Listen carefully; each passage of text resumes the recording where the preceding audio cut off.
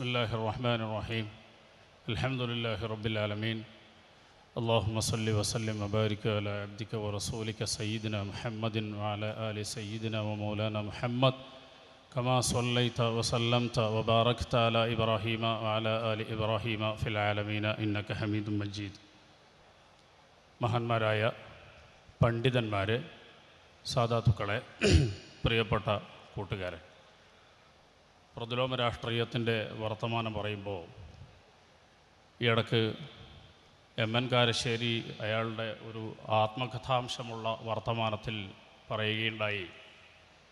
ജമാഅത്തെ ഇസ്ലാമിയുടെ നേതാവ് ഷെയ്ഖ് മുഹമ്മദ് കാരക്കുന്ന് അദ്ദേഹത്തെ ഒരിക്കൽ സമീപിച്ചിട്ട് ആവശ്യപ്പെട്ടു, നമ്മൾ രണ്ടുപേരും ചേർന്ന് പരിശുദ്ധ ഖുർആന് ഒരു വ്യാഖ്യാനമുണ്ടാക്കണം.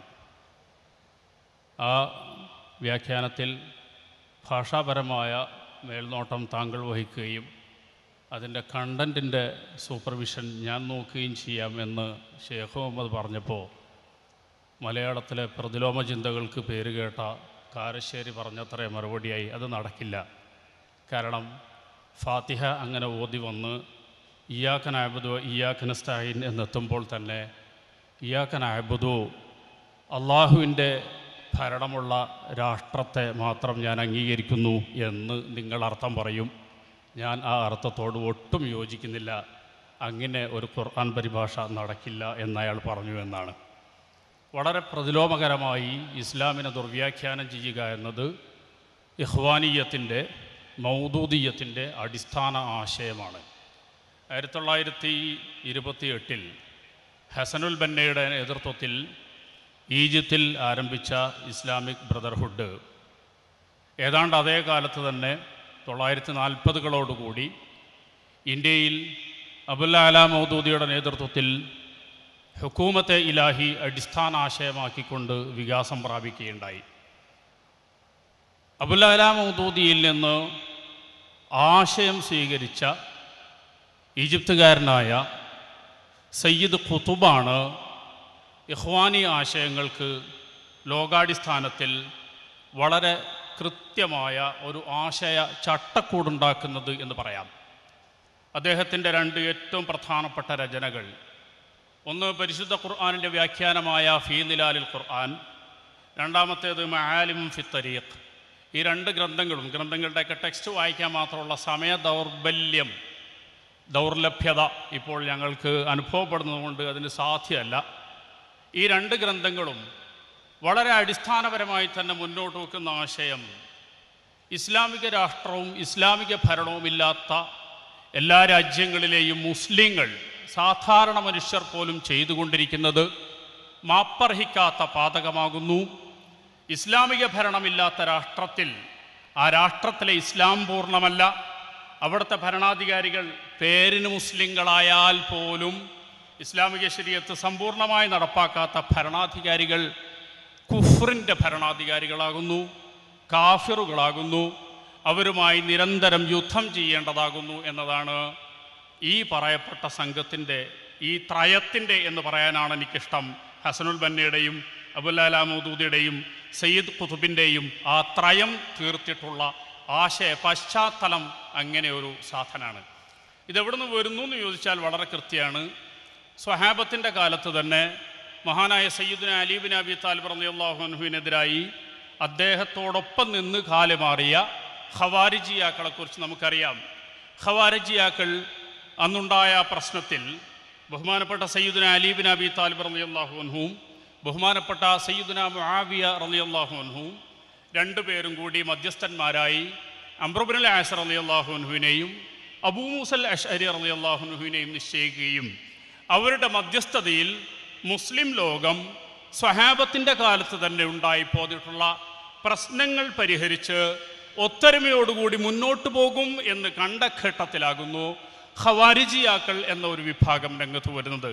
അവർ അടിസ്ഥാനപരമായി പറഞ്ഞ വാദങ്ങൾ മുഴുവനും ഇനിൽ ഹുക്കുമു ഇല്ലാ ലില്ലാഹ്, മധ്യസ്ഥനായി അബൂ മൂസൽ അശ്അരിയെയും അംർ ഇബ്നുൽ ആസിനെയും അലി ഇബ്നു അബി താലിബും മുആവിയയും അംഗീകരിക്കുക വഴി അലി ഇബ്നു അബി താലിബ് കാഫിറായിപ്പോയി. മഹാനായ നമ്മുടെ അഖീദയുടെ ഇമാം അബുൽ ഹസനുൽ അശ്അരി റളിയല്ലാഹു അൻഹു കൃത്യമായി രേഖപ്പെടുത്തിയിട്ടുണ്ട്, ഇവർ പറയുന്നത് അലി ഇബ്നു അബി താലിബ് കാഫിറായിപ്പോയി, മുആവിയ കാഫിറായിപ്പോയി റളിയല്ലാഹു അൻഹും, ഉസ്മാൻ ഇബ്നു അഫ്ഫാൻ റളിയല്ലാഹു അൻഹു പിഴച്ചുപോയി, ആ മധ്യസ്ഥന്മാരെ അംഗീകരിച്ചവരും പിഴച്ചുപോയി, ആ മധ്യസ്ഥന്മാരുടെ ആയി സ്വയം അവരോധിതരായവരും കാഫിറായിപ്പോയി.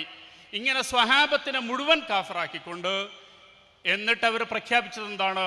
ഈ സ്വഹാബത്ത് നേതൃത്വം നൽകുന്ന ഭരണ സംവിധാനത്തിനെതിരായി പോരാട്ടം നയിക്കേണ്ടതുണ്ട് എന്ന് പറഞ്ഞിട്ടാണ് അന്നവർ പോരാട്ടത്തിനിറങ്ങിയത്. 2 സംവാദങ്ങൾ ഖവാരിജിയാക്കളുമായി നടന്നത് ചരിത്രത്തിൽ രേഖപ്പെട്ട് കിടക്കുന്നുണ്ട്. ഒന്ന് നെഹർവാനിൽ വെച്ച് അലി ഇബ്നു അബി താലിബ് റളിയല്ലാഹു അൻഹു നേരിട്ട് നയിച്ച സംവാദമായിരുന്നു, പറയാൻ ഇവിടെ സമയമില്ല.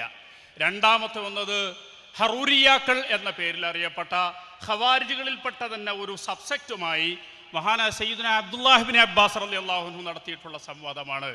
ആ സംവാദത്തിൻ്റെ മുഖദ്ദിമയിൽ അബ്ദുല്ലാഹി ഇബ്നു അബ്ബാസ് എന്നവർ പറഞ്ഞ ഒരു വാക്ക് വളരെ അണ്ടർലൈൻ ചെയ്യപ്പെടേണ്ട വാചകമാകുന്നു. അദ്ദേഹം എന്നവിടെ ചോദിക്കുകയുണ്ടായി, മഹാനായ അബ്ദുല്ലാഹി ഇബ്നു അബ്ബാസ് എന്നവർ ഈ ഖവാരിജിയാക്കളോട് ചോദിച്ച ആദ്യത്തെ ചോദ്യം, അദ്ദേഹം പറഞ്ഞു, ഞാൻ അലി ഇബ്നു അബി താലിബ് ആകുന്ന അമീറുൽ മുഅ്മിനീൻ്റെ അടുക്കൽ നിന്നാണ് വരുന്നത്. ഞാൻ വരുന്നിടത്ത് അൻസാരികളും മുഹാജിറുകൾക്കുമായിട്ടുള്ള സ്വഹാബത്ത് ആണ് ഇരിക്കുന്നത്. നിങ്ങളടുത്ത് വന്നു നോക്കുമ്പോൾ അൻസാരിയെയും കാണാനില്ല, മുഹാജിറിനെയും കാണാനില്ല, സ്വഹാബിയെയും കാണാനില്ല. അപ്പോൾ സ്വഹാബത്തിൽ നിന്നും അൻസാറുകളിൽ നിന്നും മുഹാജിറുകളിൽ നിന്നുമൊക്കെ വിഭിന്നമായ, അവരുമായി ഒട്ടും ബന്ധമില്ലാത്ത ഒരു സംഘം എന്ന ചാർത്ത്, ഈ സംഘത്തിന് ചാർത്തി കൊടുക്കുന്നതിന് വേണ്ടി തന്നെ മഹാനായ അബ്ദുല്ലാഹി ഇബ്നു അബ്ബാസ് റളിയല്ലാഹു അൻഹു ബോധപൂർവം അങ്ങനെ സംസാരിച്ചു എന്ന് വേണം നമുക്ക് മനസ്സിലാക്കാൻ. അപ്പോൾ സ്വഹാബത്തിന് മുഴുവനും തള്ളി, അവരെല്ലാവരെയും കാഫിറാക്കി, ആ ഭരണത്തിനെതിരെ യുദ്ധം ചെയ്ത ഖവാരിജിയത്തിൻ്റെ അടിസ്ഥാനപരമായ ആ ആശയം കുറച്ചുകൂടി ഇങ്ങോട്ട് വന്നാൽ നമുക്ക് കാണാൻ കഴിയും. ഖലീഫ മഅ്മൂനിൻ്റെ സന്നിധാനത്തിൽ ഖവാരിജിയാക്കളുടെ നേതാവിനെ ഹാജരാക്കപ്പെട്ട ഒരു സന്ദർഭം മഹാന്മാരായ പണ്ഡിതന്മാർ വിശദീകരിക്കുന്നുണ്ട്. അബൂദാവൂദ്, ഹദീസ് പണ്ഡിതനായ അബൂദാവൂദ് എന്നവരുടെ മകൻ ഉദ്ധരിക്കുന്നത്, അദ്ദേഹത്തെ തൊട്ടാണ് ഉദ്ധരിക്കുന്നത്. ഖതീബുൽ ബഗ്ദാദി താരീഖ് ബഗ്ദാദിൽ പറയുന്നുണ്ട് ഈ കഥ. എന്താണ് സംഭവം എന്ന് ചോദിച്ചാൽ, അവിടെ ഖവാരിജിയാക്കളുടെ നേതാവിനെ ഹാജരാക്കപ്പെട്ടു. ഖവാരിജിയാക്കളുടെ നേതാവിനോട് മഅ്മൂൻ ചോദിക്കുകയുണ്ടായി, നിങ്ങൾ എന്താണ് നിങ്ങളുടെ അടിസ്ഥാനവാദം? അവർ പറഞ്ഞു, ഇനിൽ ഹുക്മു ഇല്ലാ ലില്ലാഹ് വമൻ ലം യഹ്കും ബിമാ അൻസലല്ലാഹു ഫഉലൈക ഹുമുൽ കാഫിറൂൻ. അല്ലാഹുവിൻ്റെ പരിശുദ്ധ ഖുർആൻ ബൈലോ ആക്കിയുള്ള, ശരീഅത്ത് അടിസ്ഥാനപ്പെടുത്തിയുള്ളതല്ലാത്ത ഒരു നിയമം, അതിൻ്റെ അടിസ്ഥാനത്തിൽ ഭരിക്കുന്നവർ മുഴുവനും കാഫിറുകളാകുന്നു എന്നാണ് ഞങ്ങൾ പറയുന്നത്. അതുകൊണ്ട് തന്നെ അലിയും മുആവിയയും ഒക്കെ കാഫിറാകുന്നു എന്ന് ഞങ്ങൾ പറയുന്നു. മഹാനായ മഅ്മൂൻ, ഖലീഫ മഅ്മൂൻ തിരിച്ചൊരു ചോദ്യം ചോദിച്ചു, ഇനിൽ ഹുക്മു ഇല്ലാ ലില്ലാഹ് എന്നത് പരിശുദ്ധ ഖുർആനിലെ ആയത്താണ് എന്നതിന് നിങ്ങളുടെ ഇൽമ് എന്താണ്, നിങ്ങളുടെ ദലീൽ എന്താണ് എന്ന് ചോദിച്ചപ്പോൾ അയാൾ പറഞ്ഞു, ഇജ്മാ ആകുന്നു ഞങ്ങളുടെ ദലീൽ, പണ്ഡിതന്മാരുടെ ഏകോപനത്തിൻ്റെ അടിസ്ഥാനത്തിലാകുന്നു അത് ഖുർആനാണ് എന്ന് സ്ഥിരപ്പെട്ടത്. ഉടനെ തന്നെ ഖലീഫ തിരിച്ചു പറയുകയുണ്ടായി, അത് മുനസ്സലാണ്, മുൻസലാണ്, അള്ളാഹുവിൽ നിന്ന് ഇറങ്ങിയതാണ് എന്ന വിഷയത്തിൽ ഇജ്മാഇനെ നിങ്ങൾ അംഗീകരിച്ചതുപോലെ അതിൻ്റെ തഅ്വീലിൻ്റെ കാര്യത്തിലും നിങ്ങൾ ഇജ്മാഇലേക്ക് മടങ്ങിയാൽ തീരുന്ന പ്രശ്നമേ ഇന്ന് ലോകത്തുള്ളൂ. എന്താണ് ഇജ്മാ എന്ന് ചോദിച്ചാൽ, അബ്ദുല്ലാഹി ഇബ്നു മസ്ഊദ് റളിയല്ലാഹു അൻഹു അടക്കമുള്ള സ്വഹാബത്തും മഹാന്മാരായ പണ്ഡിതന്മാരും ഫഖ്റുദ്ദീൻ റാസിയും ബഹുമാനപ്പെട്ട ഇമാം ഗസാലിയും തുടങ്ങിയ പണ്ഡിതന്മാരുടെ ആ നീണ്ട നിര ഈ ആയത്തുകൾ വമൻ ലം യഹ്കും ബിമാ അൻസലല്ലാഹു ഫഉലൈക ഹുമുൽ കാഫിറൂൻ എന്ന് പറയുന്ന ആയത്ത് ഓതിയിട്ട് മുസ്ലിം ഭരണാധികാരികൾ കാഫിറുകളാണ് എന്ന് പറയാൻ ഒട്ടും ഈ ആയത്ത് കൊണ്ട് സാധിക്കുകയില്ല. ഏതെങ്കിലും ഒരു ഭരണാധികാരി അള്ളാഹു ഇറക്കിയതായ ഖുർആനിൻ്റെ നിയമം പോരാ, അത് ശരിയല്ല എന്ന് വിശ്വസിച്ചുകൊണ്ട് അയാൾ മറ്റൊന്നിലേക്ക് പോയാൽ ഒരുപക്ഷെ അയാളെ കൊണ്ട് കാഫിറാണ് എന്ന് പറയാൻ കഴിയും, അയാളെയാണ് കാഫിറാണെന്ന് പറയാൻ കഴിയുക. എന്നിടത്താണ് ഇതിൻ്റെ വ്യാഖ്യാനം കൊണ്ടുപോയി ചെന്ന് നിൽക്കുന്നത്. എന്നല്ലാതെ മുസ്ലിം ഭരണാധികാരികളെ കൊല്ലുക എന്നതല്ല, അവരെ നിഷ്കാസനം ചെയ്യുക എന്നതല്ല, അതാണ് ഇജ്മാ. അപ്പോൾ ഈ ആശയം കടമെടുത്തുകൊണ്ട് ലോകത്ത് വന്നിട്ടുള്ള സയ്യിദ് ഖുത്ബിൻ്റെയും അതേപോലെ തന്നെ അബുൽ അല മൗദൂദിയുടെയും അതേപോലെ ഹസനുൽ ബന്നയുടെയും പിന്നീട് അവരുടെ ശിഷ്യന്മാരായി ലോകത്ത് വന്നിട്ടുള്ള ധാരാളം വ്യക്തിത്വങ്ങളുടെയും അടിസ്ഥാന ആശയം എന്ന് പറയുന്നത് ഈ മതരാഷ്ട്രവാദം, ശരീഅത്തനുസരിച്ചുള്ള ഒരു നിയമമല്ലാത്ത ഒരു രാഷ്ട്രത്തിൽ ജീവിക്കുന്ന മുസ്ലിങ്ങൾ യഥാർത്ഥ മുസ്ലിങ്ങളല്ല എന്നാണ്. ശരീഅത്തല്ലാത്ത ഒരു നിയമപ്രകാരം ഭരണാധികാരം നടത്തുന്നവർ മുസ്ലിമായാൽ പോലും അവർ കാഫറുകളാണ് എന്നാണ്, അവരോട് യുദ്ധം ചെയ്യൽ നിർബന്ധമാണ് എന്നാണ്. അങ്ങനെയാണ് ലോകത്ത് നിരവധി യുദ്ധങ്ങൾ ഉണ്ടായിട്ടുള്ളത്. അങ്ങനെയാണ് മുസ്ലിം സമൂഹത്തെ ഒരു വലിയ ടെററിസ്റ്റ് സൊസൈറ്റി ആയിട്ട് ലോകം തെറ്റിദ്ധരിക്കാനിടയുണ്ടായിട്ടുള്ളത്.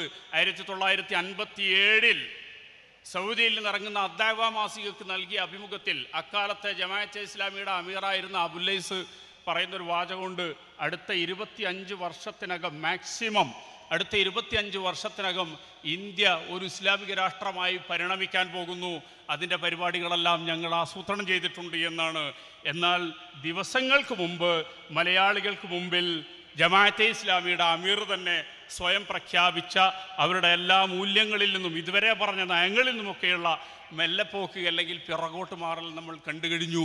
ഈ രാഷ്ട്രീയം, ഈ പ്രതിലോമത്തിൻ്റെ രാഷ്ട്രീയം മുസ്ലിം ഉമ്മത്തിനുണ്ടാക്കിയിട്ടുള്ള പരിക്കിൽ നിന്ന് മുസ്ലിം ഉമ്മത്ത് മോചനം നേടണമെങ്കിൽ ബഹുമാനപ്പെട്ട സുലൈമാൻ സഖാഫി ഉസ്താദ് അവർകൾ ഇവിടെ നേരത്തെ പറഞ്ഞതുപോലെ സുന്നി യുവജന സംഘത്തിൻ്റെയും നമ്മുടെ സംഘ പ്രസ്ഥാന കുടുംബങ്ങളുടെയും ശക്തമായ ഒരു മുന്നേറ്റവും ഉയർത്തെഴുന്നേൽപ്പും ഇവിടെ ഉണ്ടാവണം.